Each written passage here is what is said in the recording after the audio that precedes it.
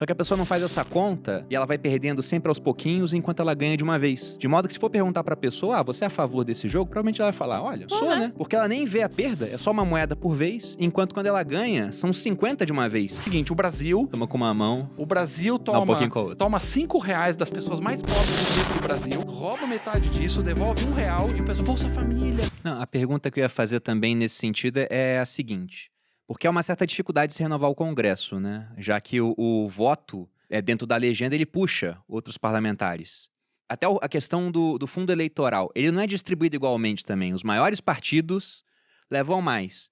De certa forma que há um mecanismo que é muito difícil de ser quebrado, garantindo uma certa perpetuidade de alguns políticos. Porque tem cara que é sujo desde que eu nasci, ou antes até.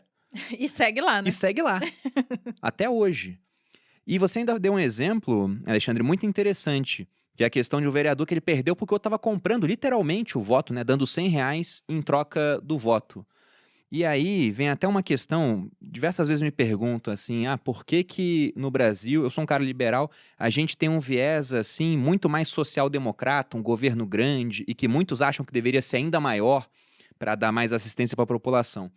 E eu gosto sempre de uma ideia que é do David Friedman, é o filho do Milton Friedman, economista da Escola de Chicago, que ele falava sobre um suposto jogo, como se fosse uma ciranda, né? Todo mundo sentado assim numa roda, e um político ele passa recolhendo por fora da roda uma moeda de cada um. E são 100 pessoas no jogo, então no final de uma volta ele recolheu 100 moedas, ele pega 50 moedas e sorteia para uma certa pessoa no jogo. E ele faz isso diversas vezes, toda vez pegando 100 moedas e distribuindo só 50, ficando com as outras 50. Ele vai fazendo isso várias rodadas, até que todo mundo perdeu 100 moedas e ganhou 50 em determinado momento. Só que a pessoa não faz essa conta e ela vai perdendo sempre aos pouquinhos enquanto ela ganha de uma vez. De modo que se for perguntar pra pessoa, você é a favor desse jogo? Provavelmente ela vai falar, olha, sou, né? Porque ela nem vê a perda, é só uma moeda por vez, enquanto quando ela ganha, são 50 de uma vez. É mais ou menos a população que paga imposto na comida, sem nem saber direito que paga, porque não vem transparente o quanto é o imposto. Ela acha que o preço é alto, que o dono do mercado é muquirana, tá me remarcando o preço. E aí quando ela ganha a ajuda pública, é um atendimento no SUS, ela fala, nossa, tem saúde pública. Ou consegue colocar o filho numa escola estadual, olha só, é a escola do estado, se não tivesse eu tava sem educação. Só que ela tá pagando por tudo isso. Então tem uma barreira educacional muito grande, exato. Então como é que a gente faz para competir com esse tipo de coisa? Porque afinal de contas, ela não vê o dinheiro dela saindo do bolso, ela não entende isso, mas vê muitas vezes o político que tá lá dando R$100, apertando a mão dela, igual você falou de um presidente na Câmara. Olhando apertando, pra ela, olhando no olho. Uhum. Né? E o cara, às vezes, muito carismático. É por isso que me deixa, às vezes eu fico um pouco até pessimista. Um pouco não, eu fico bem pessimista com o futuro, assim, pensando. É difícil quebrar isso, né? A gente tem, você deu um exemplo interessante do Bolsa Família. Nós, alguns anos atrás, fizemos um estudo do valor... Eu não sou contra o Bolsa Família, eu gosto de falar logo porque estudei isso na faculdade. Inclusive, eu acho o Bolsa Família um ótimo programa, porque ele, de fato, ajuda a gente muito pobre e custa muito pouco para o governo, né? Perto dessas outras coisas aí que a gente vê. Sim. Então, eu não sou contra, só Eu falei sobre gosto ele. também muito do Bolsa Família. Eu acho que é um programa que foi criado pelo Fernando Henrique com o nome Bolsa Escola, depois ampliado, unificado pelo Lula. Um programa de raízes até liberais. Milton Friedman falava lá atrás de uma renda mínima. Tem o Negative Tax Rate, que é um programa maravilhoso, um conceito de você ter alíquota de imposto negativa. Mas a gente fez um estudo interessante. Há uns anos atrás, o Bolsa Família estava na ordem de 30, 35 bi por ano. Então, você pegava 35 bi, você jogava na base da pirâmide, né, as pessoas mais humildes, mais sofridas do Brasil, e dava um apoio, e eu acho excelente. Agora, nós levantamos, fizemos um estudo dentro do ranking, qual é a carga tributária cobrada sobre a classe E, ou seja, quanto que o governo cobra dessas mesmas pessoas. Ou seja... E fizemos um estudo com base na carga tributária média, 40% da renda, tal, blá, blá, blá, 150 bi. Então... É o seguinte, o Brasil... Toma com uma mão. O Brasil Dá um toma pouquinho com a outra. R$5 das pessoas mais pobres, mais sofridas, quando a mãe vai lá comprar um absorvente para a filha e tem que pagar o dobro do preço do custo porque tem imposto, e o arroz, feijão, e o remédio, etc. Toma R$5 das pessoas mais pobres, humildes do Brasil, rouba metade disso, devolve R$1 e o pessoal, Bolsa Família, que legal. Exatamente o que o Bruno Então, nós falou, não né? estamos falando aqui de tirar o Bolsa Família, pelo amor de Deus, mas nós estamos falando de interromper esse assalto organizado. E quando a pessoa, mesmo as pessoas mais humildes, elas olham para a sua vida, você vai nas comunidades carentes.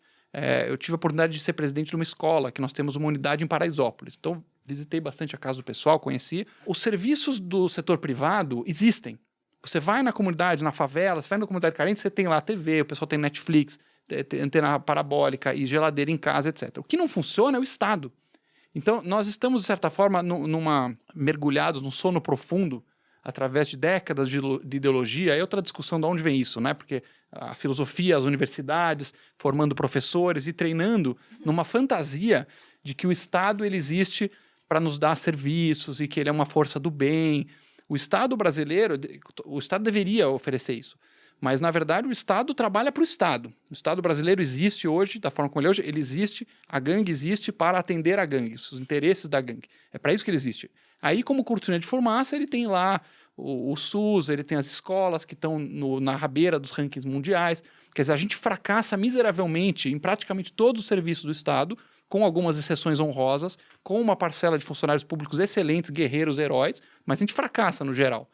E aí tem essa cortina de fumaça toda, e no fundo, a maior parte do recurso indo para esses grupinhos que a gente mencionou aqui, né? Os altos funcionários públicos, uma parcela da classe política, os donos de cartório, quem tem uma tetinha aqui, uma tetinha ali, e assim vai. Olha, eu falo que é tipo política do pão e circo mesmo, o Estado brasileiro.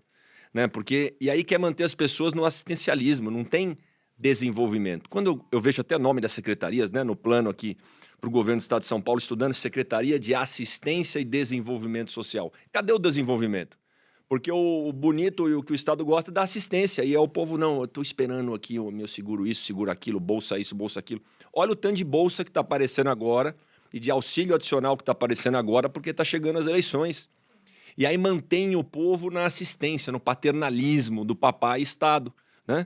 E aí o desenvolvimento não dá. O Bolsa Família é um baita de um programa, mas a gente tem que comemorar quantas pessoas saem do Bolsa Família porque estão caminhando com as pernas próprias, aprenderam, fizeram um curso agora aí, e aí estão caminhando, estão aprendendo a ganhar dinheiro e tocar suas coisas, foram capacitadas profissionalmente, e não ficar comemorando quantas pessoas entram, e sim quantas pessoas saem. Só que aí a gente pega uns deputados que vivem lá em Brasília, na Ilha da Fantasia, nunca pisaram numa comunidade em Paraisópolis, por exemplo, ou no Jardim Maria Luísa, lá onde mora o Japão, no Jardim Niterói, e vão votar o marco do saneamento, mas nunca pisaram num lugar onde não tem esgoto, onde as criancinhas morrem de dor de barriga porque não tem esgoto, porque pegam doenças básicas. 100 milhões de brasileiros não têm saneamento básico, 35 milhões não têm acesso à água.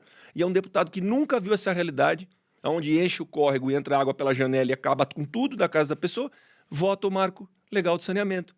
Um deputado que nunca viu essa realidade, né, está lá em Brasília tomando as decisões do país. Por isso que aproximar do cidadão, né, e utilizar essas ferramentas, seja o podcast, seja as redes sociais, mas pisar lá, né, sujar o sapato lá e conhecer a realidade, desde o saneamento até a escola, até, por exemplo, da Dona Fran em Americanópolis, que eu fui esses dias, que não tem o papel passado da casa dela. O que é o papel passado? É o título de propriedade, gente.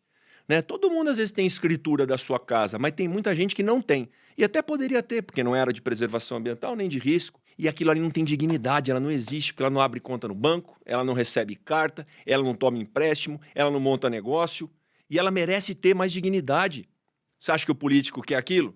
Não quer. Quer que ela continue dependendo do Estado.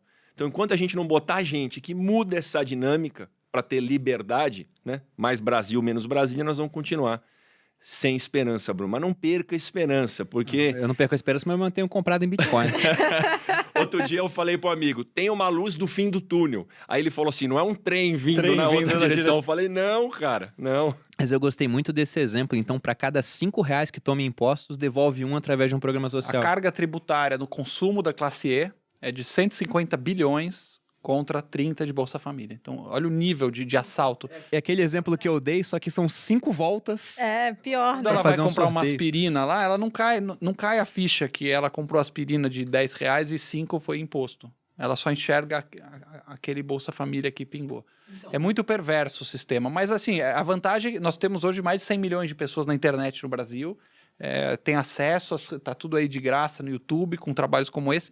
As pessoas estão ficando mais espertas. Eu queria falar isso, que você falou sobre a pessoa aceitar os R$100. Muita gente julga essa pessoa que aceitou os R$100. E não dá pra julgar essa pessoa, ela tem necessidades básicas primárias que ela acha que ela vai atingir com aqueles R$100 e provavelmente vai, né, imediatamente, que é comer, né, é básico, real. Então não dá pra você julgar essa pessoa. É isso que você falou, é informar. O Bruno é sem esperança, mas a gente tá tentando, né? Eu acho que, obviamente, um podcast não vai informar essas pessoas, porque elas nem têm acesso a esse podcast. O cara que vende voto por R$100, ele não... Ele tá ainda... Ele nem internet talvez tenha, né? Não tá sei. na primeira parte da pirâmide de Maslow, né? Às vezes. Olha, eu não teria tanta certeza, viu? Eu fico surpreso, às vezes, com o alcance. Outro dia eu fui pra casa de praia. Minha irmã tem uma casa no litoral norte aí, com o marido dela, e me procurou o jardineiro do condomínio lá. Uhum. E falou, pô, você é o cara lá do ranking dos políticos que eu sigo, eu acompanho os Que vídeos. massa. Aí eu tinha feito um vídeo sobre negócio de privatização e tal, e aí ele falou, pô, e aí, que legal, que vídeo você gostou? Eu gostei da privatização. Aí ele falou, não tinha visto desse jeito. E é muito legal ver que as pessoas são muito mais inteligentes e sabem tomar as melhores decisões para si mesmas, muito mais do que a gente imagina, às vezes. Uhum. Tanto é que, como eu mencionei, você vai, às vezes, nas casas muito humildes, em bairros humildes, que não tem saneamento, não tem escola, não tem nada que o poder público faz funciona lá. Uhum. Não tem polícia, não tem nada.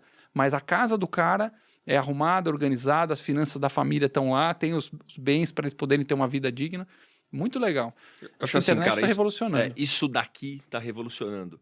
Isso aqui está levando liberdade para as pessoas. Eu relatei um projeto lá do FUST, né, do Fundo de Universalização de Serviços de Telecom, pega um pouquinho de dinheiro das teles, bota num fundo, o governo tem isso, para levar telecom, para levar conectividade, Bruno, nos mais rincões aí, longes do Brasil. Para que servia esse fundo, Malu? Para levar telefonia fixa, orelhão. Rapaz, tem gente que nem conhece mais isso. Então eu peguei a relatoria, mudei, criei um comitê gestor, isso já está valendo, pegar esse dinheiro para levar internet, para levar conectividade. Né? E as pessoas, por incrível que pareça, a gente se surpreende, né? Tá todo mundo conectado. Né? A gente se preocupa em montar grupos de WhatsApp para passar as informações num volume de dados menor, porque o cara tem o pacote de dados. Então, a gente, talvez um podcast ou talvez um YouTube... não chegue, mas se a gente continuar a escutar as pessoas, né? Desde a gente estuda, né? O Edu tá aqui, a minha turma tá aqui, eu falo, cara, o vídeo tem que ser em menos megas, porque o cara não vai baixar isso aí no WhatsApp dele. Né? Se você fizer o cara baixar um aplicativo, não tem espaço, então a gente começa a entender o padrão de consumo para levar a informação. E aí tem empreendedor, agora com o Pix e com tudo isso acontecendo, o pessoal na comunidade tá fazendo dinheiro, tá se profissionalizando. Se a gente puder levar mais informação para eles, né? Ficar aqui no Brasil, não mudar de país, mas mudar o nosso país, né? Eu acho que a liberdade está na nossa mão.